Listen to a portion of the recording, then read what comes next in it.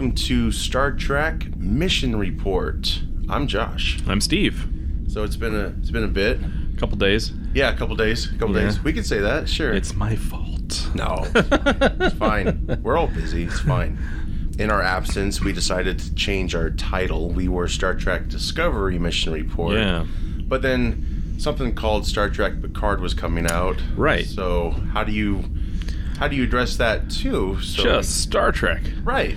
And it gives us the freedom if we want to go through a movie or something or an old episode, Exactly. we can kind of talk about whatever we want. Yeah. There's a lot to talk about. There is. Big universe. So we've had 6 episodes of Picard so far, Yep. out of 10, I believe. Yeah. So it's cruising along pretty fast. It's cruising. Time flies. Yes, I'm hooked every week. Thursday I'm excited to see it, just like I was in the past. I've been watching it same day. Yeah. And so I try to see it before I go to work because I know that it gets released during the early hours of Thursday. Right. But I never can make it, so I've been hitting it like lunch. Mm-hmm. So over lunch, I'll get to see like maybe half of it, and then the rest of the end of the night, I'll watch the rest. That's kind of how I do it too. Yeah. That first episode, when I dropped, because I thought I was going to drop at night. That's how Discovery does it, and I was at work. I was like taking a break. Oh my god, I gotta leave. I watched that one at home all the way through. Did you? Yeah. The rest I've been piecing it and that sort of thing. But good stuff. Oh, that first one's so much, and we'll get into all of it, of course.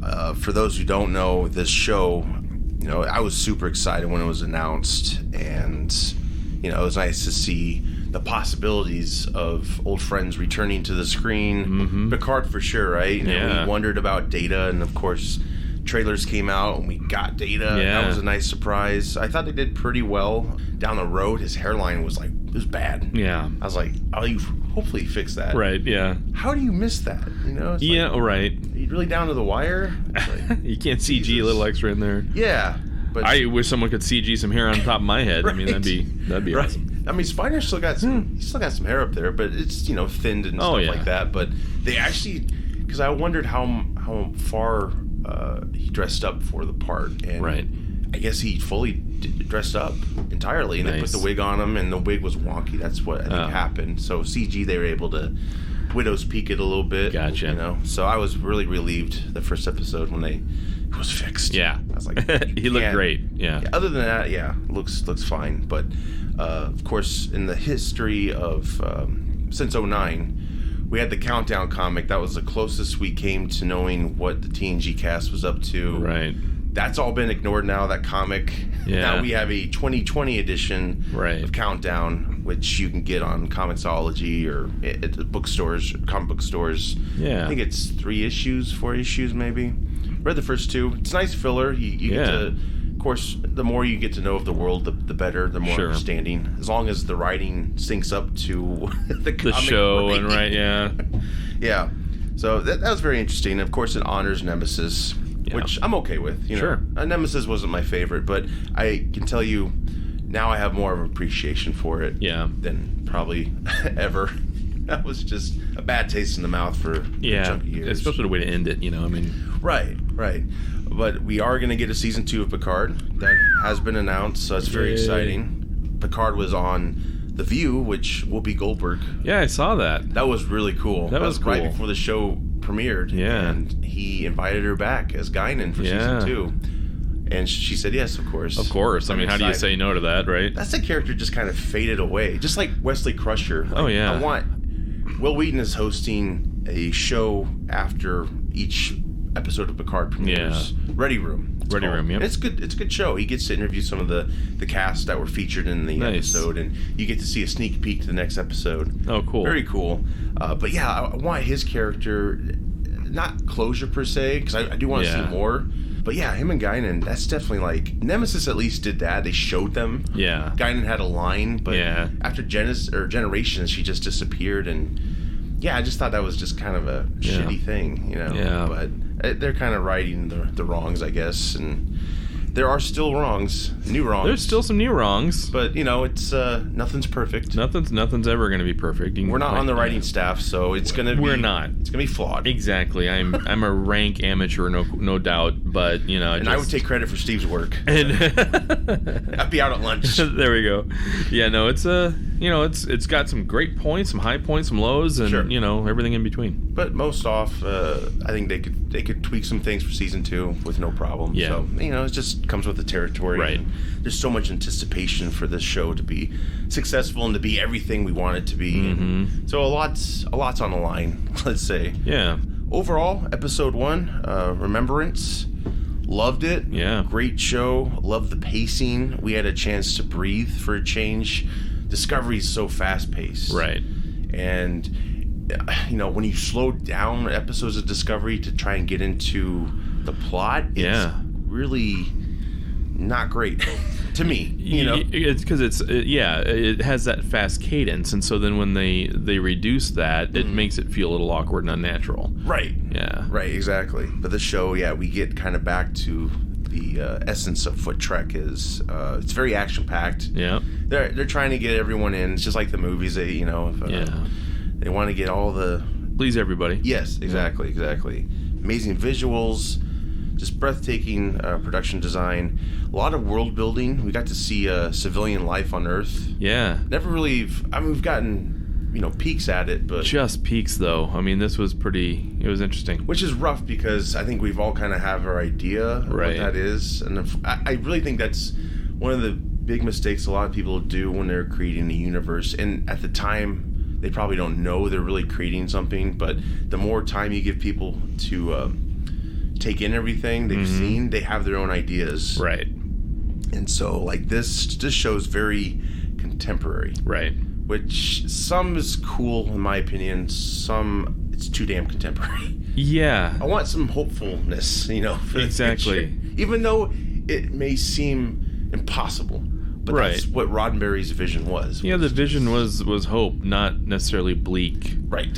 And cynical. Exactly. Exactly. But yeah, we get caught up with Starfleet and the new technology there is, and there's media. Yeah. Which has been showcased here and there, of course. Another area that hasn't really been explored too much, I don't think. We get into Picard's lifestyle, get caught up with him. He's having these dreams. Data's really heavily involved with his dreams.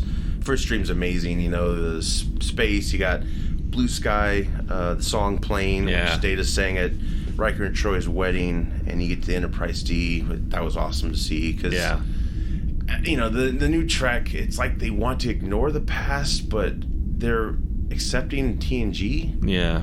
Which is just kind of, I don't know, it's like a tango. I don't know. It's just kind of... It's a tug of war a little bit. Yeah, it's like, I get... they obviously get credit for making new stuff. Right. So I understand it to a certain point, but you still have to honor all the creators and the writers who came up with stuff to help Trek survive as long as it has. The Enterprise D looked pretty cool. 10 Forward, it was kind of 10 Forward, but different. Yeah. And then playing cards, that was neat. The close-ups on Data were really great. Some shots where I'm like, ugh. But I get it, Spiner he's 70 years old. Right. And I'm glad he decided to come back. I think we wondered if he would be fully CG'd. We were just like, how are you going to bring this guy back? Right. He's not supposed to age. Yeah, he's an android. You know, so...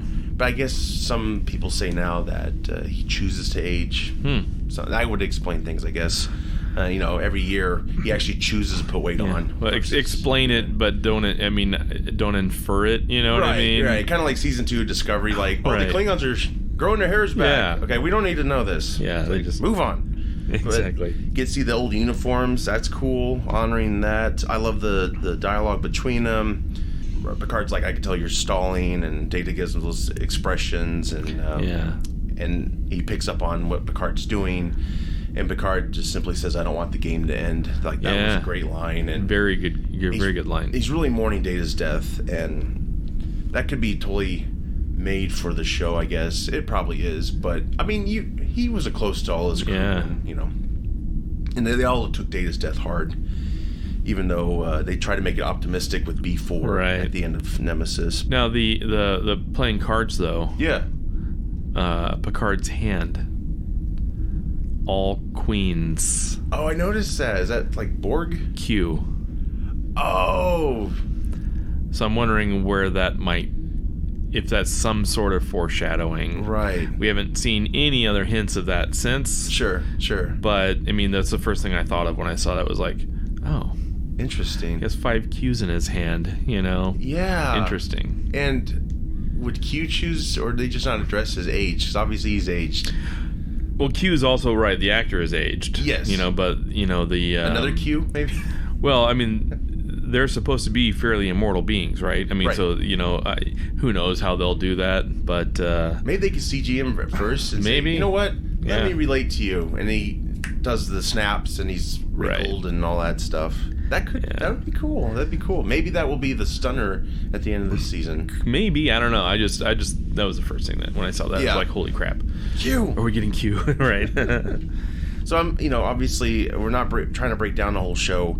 Skipping ahead here, and we're going to go, you know, in and out of Continuum, basically. But Data's painting in these dreams. Well, his second dream, Picard's dream, he's painting. Yeah. In the vineyard. Hairline's fixed. Fixed. Looks great. Data tells Picard perhaps he'd like to finish. Picard's like, I don't know how. And Data's like, that's not true, sir. Hands him the brush. It's a woman in a cloak with no face. So he's just like, what the hell's going on here? Right. Because it's a painting that's actually in his Chateau Picard, which that's where he lives, the vineyard. We all come to know him from the series, which is a good callback. Yep. He's got roommates. He's got a dog he calls Number One. Yeah, which is funny. I love that. I love how it's a real-life rescue dog. Yeah. It's a pit bull, which, you know, are said to be very dangerous. Right. You know, depending on what side you fall on with that. I'm not sure. I don't have a pit bull. I couldn't tell you, but... Yeah, me either. I would say, you know, media probably has tweaked some of the truths there. But that's cool how they honor that, rescue animals and all that. And very good dog, good companion. Yeah. Got some cool caretakers. They're a Romulan couple, Zhaban and Laris, I think. Yeah, Laris. Terrible with names, you know that. Getting the implication Picard helped rescue them from Romulus because they are honoring the whole supernova thing. Mm-hmm. So there is that. They express a lot of love and admiration for Picard. Yeah, very, very much taking care of him. Love the characters. Yeah, they're good. Yeah. Media we were talking about earlier, the future, you know, they are in Generations. They're on the bridge of Enterprise B, you know, not berating, but just constantly after Kirk. And Kirk was just like, get that out of my face and all that stuff. But there's a FNN News of the Galaxy type of network, like a CNN, if you will. And, you know, they interview Picard and they get a rise out of him about, you know, kind of like what the mystery, like why'd you leave Starfleet and all this stuff. And just tells you, it goes to show you the media is still shitheads, you know. Yeah, because they agreed not to talk about it, and then they talk about it. Yeah, they got the insurance. So anyway, Starfleet, we get caught up on Starfleet, and it seems like they abandoned a lot of their principles. It's very bothersome to me. Yeah. I mean, I get how Rome falls, right? And it's supposed to be a mirror of our current reality. Right. Just things you thought were going to work a certain way got like a wrench thrown into them, basically. So Starfleet's not the same Starfleet we remember. Turns out they banned synthetic life. Mm-hmm. They were, or androids. I prefer androids. Right. They probably want to make their own mark on it. And synthetic's very popular right now. So he's a synth. What? Is it Star Wars? What's going on? Yeah. So yeah, they banned the synthetic life androids. There's a Mars attack, not Tim Burton's Mars attack. It was actually a Mars attack. Children of Mars. There's a short track to that. I don't know if you ever caught that. It was right before Picard I did not. It was very, very quick. Short tracks. I'm not trying to be a hater. Some of them seem like a waste of time. Yeah. You know, it's just like, why don't you just make these episodes? Right. Let's just stop. Yeah. The Pike one was my favorite. Yes. Short track. Yeah. Yeah, that was with the officer. Yeah, that was good. That was good. And I kind of like the Tribbles one. Did you see that one? Yes. Yeah, that was good interesting. Too. Yeah. The serial thing was kind of stupid, but yeah. Pike, give me more Pike. Yeah, love Pike. We can talk about that forever. Of course. But yeah, so the synthetics, I guess, were at fault for this Mars attack, and Starfleet also decided at the same time, because they were making these ships to go rescue the Romulans, get them off the planet. Yeah. They also decided, well, we had this Mars attack. There was an idea to kind of do like a Dunkirk, get old ships involved, old officers of Starfleet. Starfleet's like, nope, not doing it. Abandon everything. Yeah. Abandon ship. We're not rescuing the Romulans. They're on their own, pretty much. So all this took place, and Picard retired in protest, basically. Yeah. We'll come to know more about it soon here. But yeah, they have he's at Starfleet, and they have new uniforms, which are kind of cool. Yeah, they are cool. It looks cool. The new badges, they're very similar to the future designs in old Trek, when they went to the future, all that stuff. They're tweaked a little bit, of course, because they want to get their own spin on things. Oh yeah, yeah. Archives, that was really cool. That was awesome. I love the archives. To get answers. Yeah, that was really. I like that concept. Yeah, that was cool. Neat. The hologram curator, that was neat. And then you got to see Picard's collection was just an explosion of Easter eggs. Which it really got my hopes up. Like, oh my God, they're honoring everything. Yeah. Because Discovery hasn't really done that, and it's like, I don't understand their agenda too much. Right. Like, again, it's just a lot of mystery. But see everything. You see the Stargazer, Enterprise E, Captain's yacht from Insurrection, Worf's Batliff. Yeah. Oh, that was so cool. And Enterprise, more Enterprise. And then Data's painting, I guess the actual painting completed, is in this vault. And it gets beamed up. That's kind of neat. Yeah. It's got this unfolding mechanism that covers it. It's interesting. I think they put a lot of money in this first episode. I think so too, because really cool. The effects were just phenomenal. Really cinematic, yeah. So yeah, it's Dahj's face, which we'll talk about Dahj in a minute here. The hologram tells Picard it was painted a long time ago by Commander Data, Enterprise D, and it's called Daughter. Yeah. So it's like, I love that look of the hologram, because it's thinking. It's like the eyes are twinkling. Oh, yeah. It's called Daughter. It's like, oh, man, it's so badass. And we get introduced to Dahj. Again, this is all out of order. We're not trying to recap. It's so tempting, too. But I know it is. We'd be here for 5 days. Right. So, yeah, Dahj is a young girl. She's going to begin studies at the Daystrom Institute, which is a huge callback to Dr. Bruce Maddox from Measure of a Man. Measure of a Man. I don't know if you ever seen that episode. A couple times. Yeah. No, but unfortunately, we know everything now pretty much. Yeah. But at the time of this episode, I was like, oh my God, I actually watched Measure of a Man again. Oh, nice. Just Good. to see Maddox. Like this, I love these callbacks. It was so awesome. So, yeah, Men in Black show up.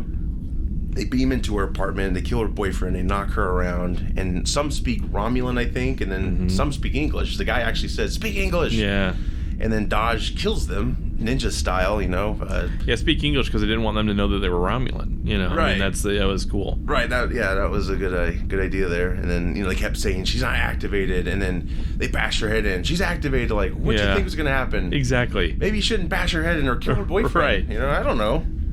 What do I know? Call me crazy, if you want to avoid an assassin, maybe you just let him be. That really sucked, though. That boyfriend was like, oh, dude, like, damn it. It was neat to see a futuristic Boston, They're really hitting it on the head, like, we're not shying away from things here. So she gets a vision of Picard, which still has to be answered. Spoiler, we're going to get there. Yep. Apparently she's Data's daughter just because because her face is on that painting.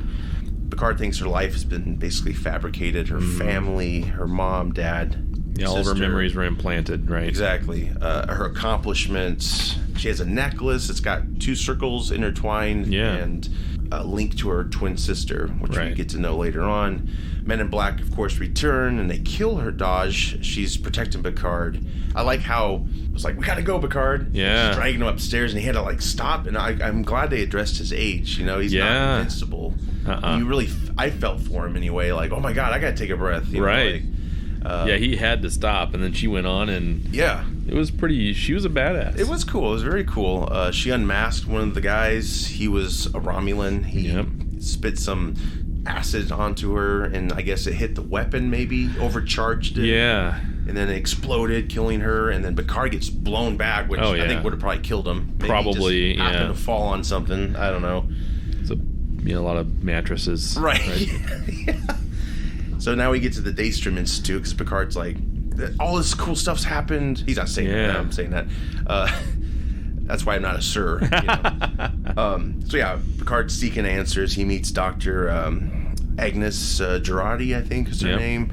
And she's worked with Maddox there at the Institute. And he's gone missing lately. Yeah. So they tried over the years to recreate Data, and it just wasn't successful. They just couldn't make Data again. They even used B4, which just didn't help. Like, there's that scene in Nemesis where Data uploads everything to B4, and the idea is B4 will become Data. Right. Data really isn't dead. In that 09 Countdown comic honors that by giving Data a captain position, and he's called Data. Right.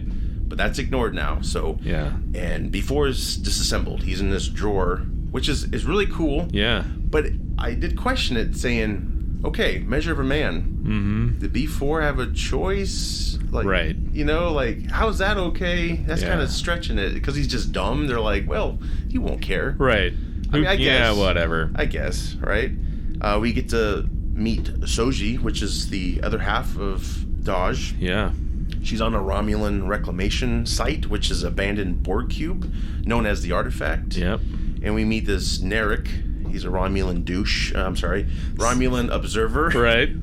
I like some chocolate, Daddy. Yeah. He kind of gives me that Willy Wonka vibe. I don't know. Yeah. He gets better. This was like, I don't know about this guy. Yeah, they spark up a conversation, and it's almost like they're going to make out on the spot. I'm like, yeah, what's going on? And then we pan out and we see a massive Borg cube, and then which was awesome. It was a cool end to that episode. So yeah, it set up a lot of things, a lot of mystery. Yeah. Well, until next time, I'm Josh. I'm Steve. 2 to beam up.